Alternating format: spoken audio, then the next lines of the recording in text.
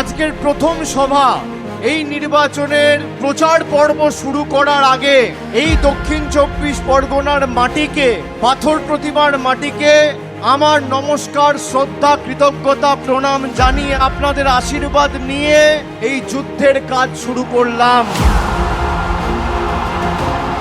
তৃণমূল কংগ্রেসের তরফ থেকে প্রার্থী তালিকা প্রকাশিত হয়েছে এবং আপনাদের এখান থেকে আমাদের সকলের শ্রদ্ধেয় বর্ষিয়ান সমীর জানা প্রতিদ্বন্দ্বিতা করছে জোড়া ফুল প্রতীক চিহ্নে।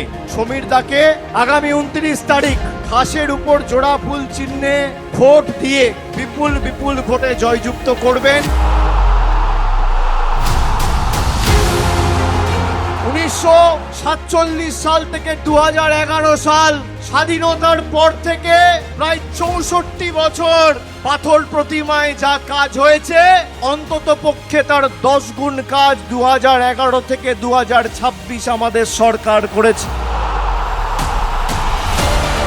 আর আগামী দিন জোড়া ফুলের জয়। চতুর্থবার মমতা বন্দ্যোপাধ্যায়কে মুখ্যমন্ত্রী করা আমাদের লক্ষ্য নয়। যারা 5 বছর ধরে মানুষকে নিপীড়িত, অত্যাচারিত, শোষিত করে রেখেছে, একটা প্রতিনিধি যেন দক্ষিণ 24 পরগনার মাটিতে মাথা তুলে না দাঁড়াতে পারে, এদেরকে উচিত শিক্ষা দিতে হবে।